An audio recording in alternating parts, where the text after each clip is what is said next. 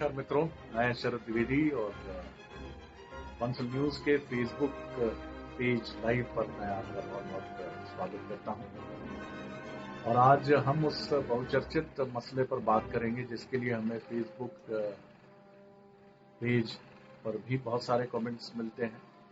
और मध्य प्रदेश में अतिथि शिक्षक बहुत व्यग्रता से इंतजार भी कर रहे हैं कि आखिर उनका जो मसला है, इस मसले का हल क्या हो सकता है।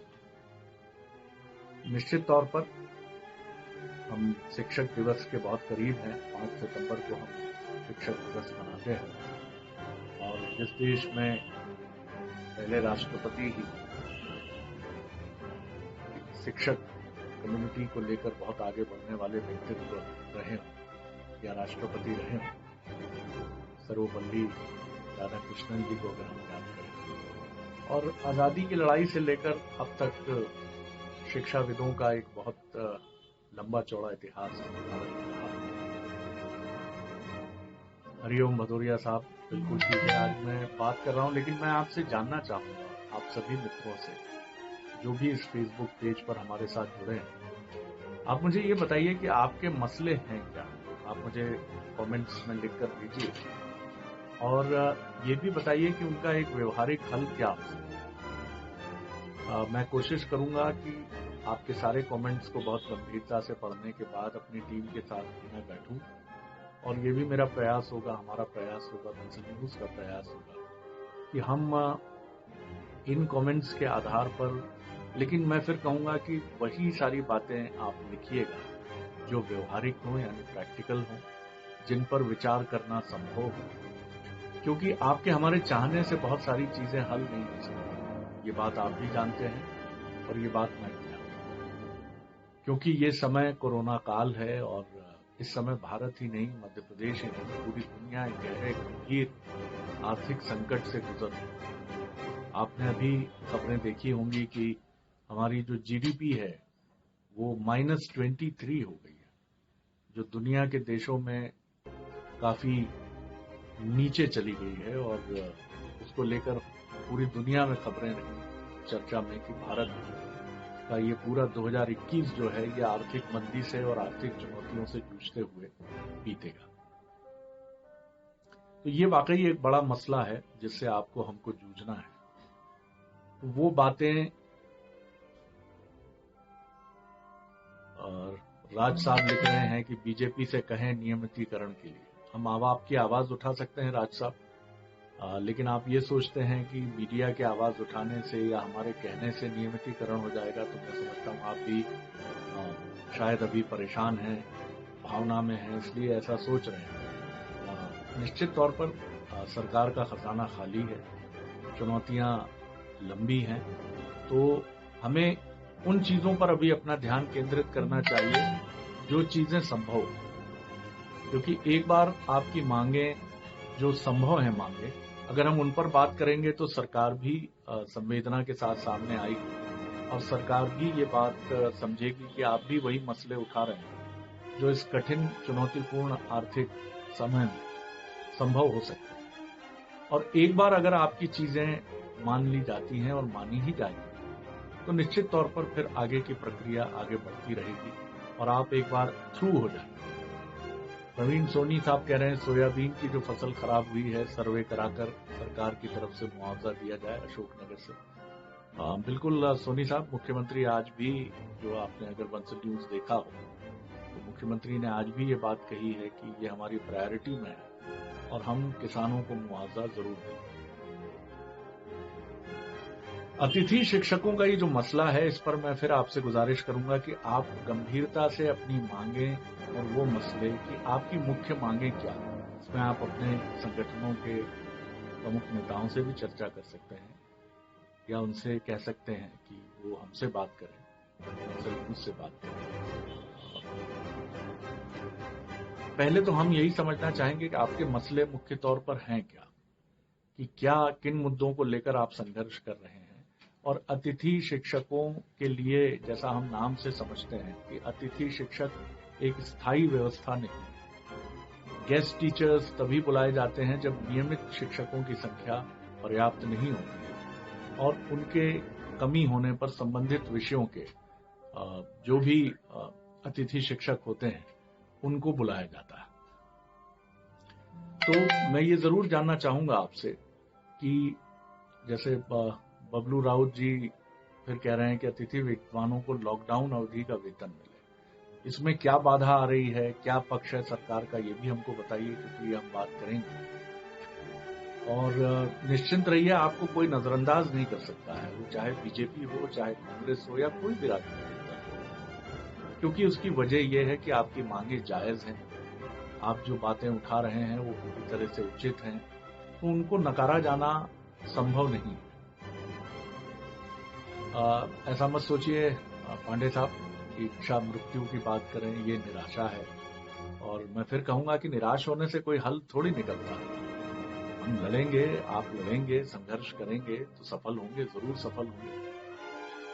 अतिथि शिक्षक चंद्रपाल सिंह जी कह रहे हैं कि वर्तमान मानदेय पर अगले 3 वर्ष तक सेवा देने के लिए तैयार है, बस आप नियमित कर दीजिए। हाँ, ये एक अच्छी रैशनल बात समझ में आती है कि आप उनको नियमित कर दीजिए और जो मानदेय उनका है उस पर उनको, ये बात समझ में आती है। अखिलेश शुक्ला जी अपने नंबर के साथ बोल रहे हैं, प्रदेश मीडिया प्रभारी हैं। मैं जरूर जानना चाहूंगा अखिलेश जी की क्या आप शिक्षकों के संघ के प्रवक्ता हैं, तो मैं जरूर आपसे बात करूंगा। उमेश साहू जी कह रहे हैं जो परीक्षा में उत्तीर्ण हैं उन्हें नियमित कर सकते हैं, जो बीएड टीएड हैं उन्हें नियमित कर सकते हैं। अब मुझे लगता है आपका एक मांग पत्र तैयार जरूर हुआ होगा, और वो मांग पत्र अगर तैयार हुआ है तो वो भी मुझे इस फोरम पर आप भेज दें। और मैं अपना व्हाट्सएप नंबर आपको बताता हूँ। मेरा व्हाट्सएप नंबर है 9425008544। इस पर आप मुझे सिर्फ व्हाट्सएप कीजिएगा, क्योंकि फोन कॉल्स कई बार नहीं उठती हैं और एक ही विषय को लेकर बार बार फोन आते हैं तो परेशानी भी होती है, और पत्रकारों की कुछ व्यस्तता अधिक होती है, और मुझे लगता है कि फोन अगर ना उठाया जाए तो सामने वाले को भी बहुत पीड़ा होती है। क्योंकि मैं भी जब कुछ वीआईपी या कई बार अपने ही साथियों को फोन लगाता हूं और वो समय पर नहीं उठाते हैं तो मुझे ऐसा लगता है कि मेरी उपेक्षा हो गई। हालांकि मैं झटकता हूं इस विचार को, कोई व्यस्तता होगी, लेकिन इसलिए मैं आपसे निवेदन करूंगा कि आप सिर्फ व्हाट्सएप के लिए इस फोन नंबर का इस्तेमाल करें, 9425008544। मैं फिर दोहरा रहा हूं, 9425008544। तो आप एक मांग पत्र जरूर भेजिएगा। अखिलेश जी से हम संपर्क करेंगे। अखिलेश शुक्ला जी हमसे कह रहे हैं कि वो प्रदेश प्रभारी, हम इनसे बात करेंगे। भरत तिवारी जी कह रहे हैं 3 सत्र 200 दिन पूर्ण करते हुए सभी अतिथि शिक्षकों के बीएड डीएड पूर्ण कर चुके हैं, परीक्षा पास जो कर चुके हैं उनको नियमित किया जाना चाहिए। जेल सिंह रोशिया साहब हमसे कह रहे हैं कि मध्य प्रदेश की 3000, 4000 और 5000 रुपए उनका मानदेय है, जो बहुत कम है। बिल्कुल मैं सहमत हूं इस बात से कि ये बहुत कम है। वहां बच्चों को 10:30 से 5 बजे तक पढ़ाते हैं, फिर भी सरकार आज अतिथि शिक्षकों को अभी तक स्कूल में ज्वाइनिंग उसने नहीं दी। जिन अतिथि शिक्षकों का, राघवेंद्र मिश्रा जी कह रहे हैं बीएड टीएड है और 5 वर्ष उन्होंने पूरे कर लिए हैं, उन्हें नियमित करे सरकार। राज साहब कह रहे हैं कि अब बीजेपी किसानों के लिए रोड पर उतरने की बात कर रही थी और उतर भी गए, कांग्रेस की सरकार भी गिर गई, आज बीजेपी उस पर क्या करने के लिए सोच रही है। निश्चित तौर पर आपकी बातें पूरी होंगी, आप जैसा सोच रहे हैं। मेरा नंबर है, शुभम जी पूछ रहे हैं, 9425008544।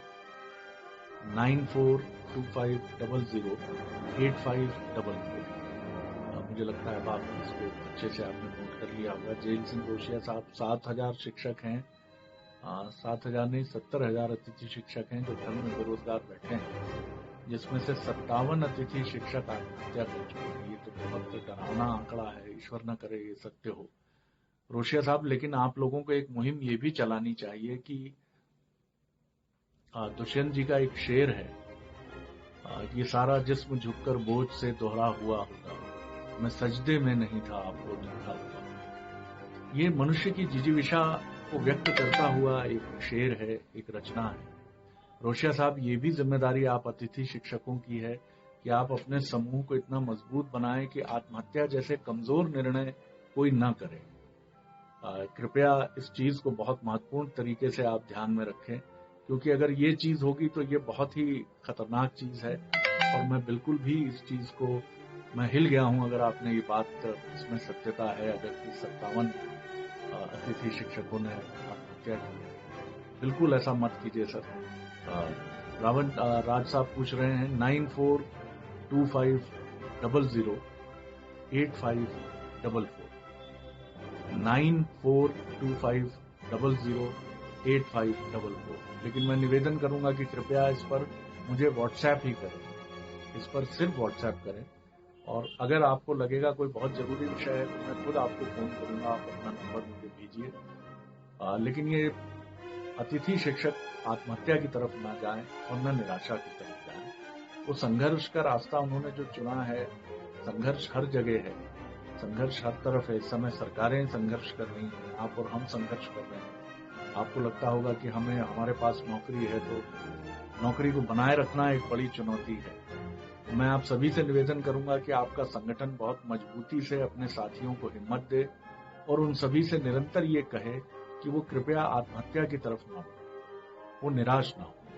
आपका जो भी मांग पत्र आएगा, और मैं फिर एक निवेदन और आपसे करूंगा कि बहुत गरिमा से अपने मूवमेंट्स को आगे बढ़ाएं और अपने क्षेत्र के जन प्रतिनिधियों को एक बहुत ताकत के साथ उनके पास जाइए।